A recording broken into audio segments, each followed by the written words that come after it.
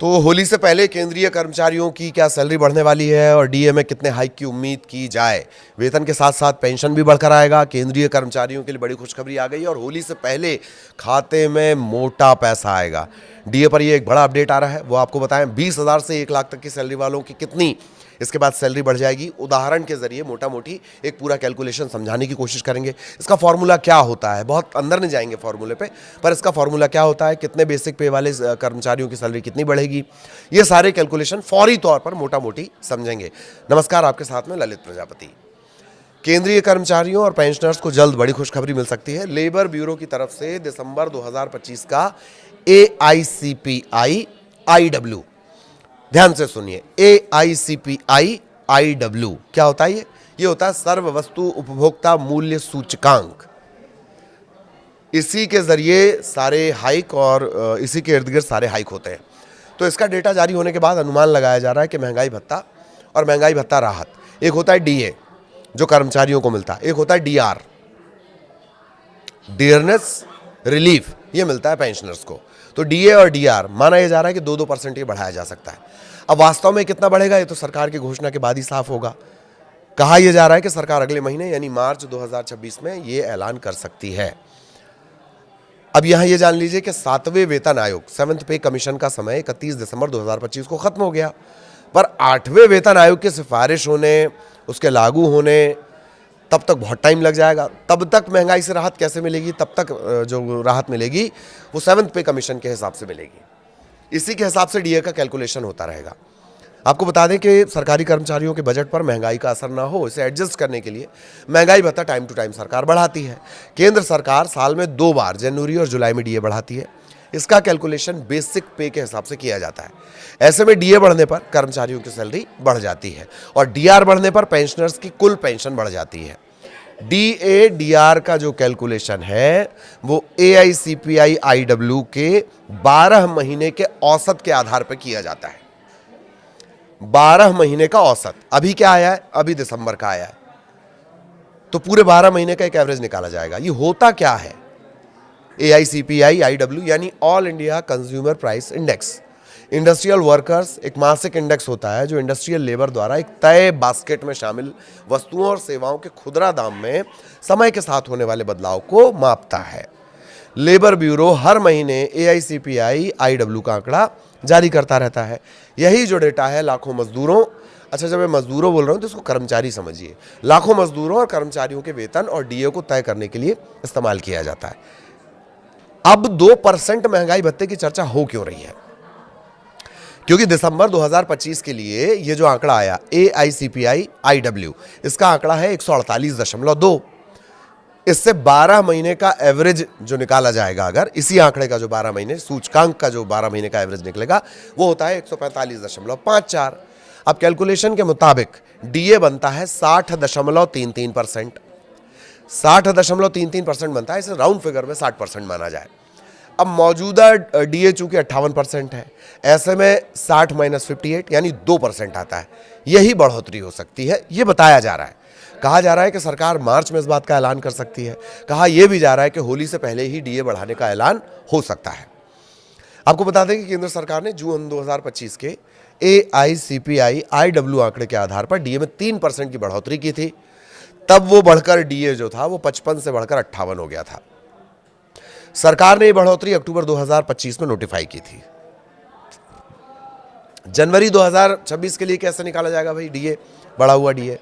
पहले दिसंबर 2025 के डीए का कैलकुलेशन समझ लीजिए। डीए का कैलकुलेशन इस फॉर्मूले से होता है, डीए इज इक्वल्स टू 12 महीने का AICPI का जो एवरेज है, सूचकांक का जो एवरेज है, ठीक है, इसके साथ 2001 का बेस उसमें इस्तेमाल होता है, ठीक, माइनस 261.42।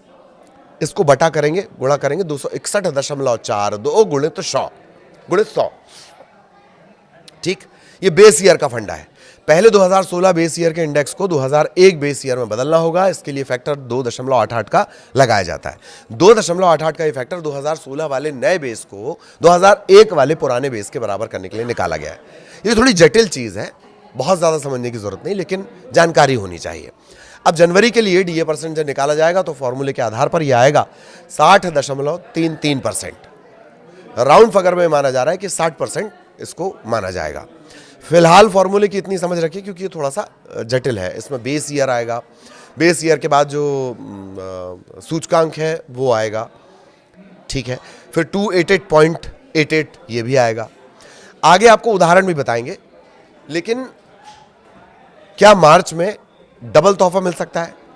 ये एक बड़ा सवाल है। पहले इसका जवाब, प्रधानमंत्री नरेंद्र मोदी की अध्यक्षता वाली केंद्रीय कैबिनेट मार्च 2026 की शुरुआत में इस फैसले को मंजूरी दे सकती है। चूंकि ये बढ़ोतरी 1 जनवरी 2026 से लागू मानी जाएगी, इसलिए कर्मचारियों को सिर्फ बढ़ी हुई सैलरी नहीं मिलेगी बल्कि पिछले महीनों का पूरा एरियर मिलेगा। तो इसका मतलब ये है कि अगर मार्च में घोषणा होती है तो होली के आसपास आने वाली सैलरी में फरवरी महीने का बढ़ा हुआ वेतन और जनवरी का जो बकाया एरियर है वो जुड़कर आ सकता है। त्योहार के मौके पर एक मुश्त राशि मिलना किसी तोहफे से कम नहीं है।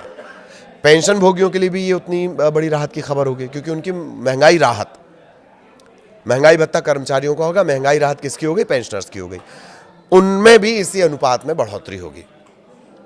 मौजूदा बढ़ोतरी 7वें वेतन आयोग की सिफारिशों के तहत की जाएगी। अब तक 8वें वेतन आयोग के गठन या लागू होने को लेकर सरकार की तरफ से जो टाइम पे अपडेट दिए जाते हैं, औपचारिक हरी झंडी हालांकि इसे मिली नहीं है।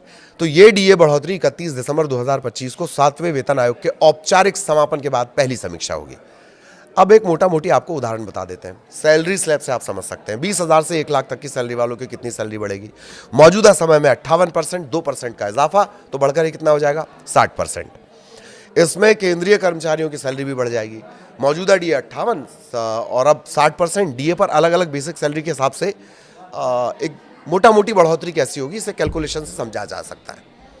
जिनकी बेसिक सैलरी है 20,000, 58% डीए पर इनका वेतन 31,600 और 60% वेतन पर इनका पहुंच जाएगा 32,000।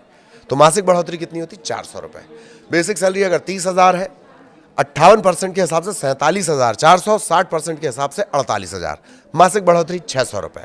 जिनकी सैलरी 40,000 के स्लैब में है, 58% के हिसाब से 63,200, 60% के हिसाब से 64,000, महीने की बढ़ोतरी 800 रुपये।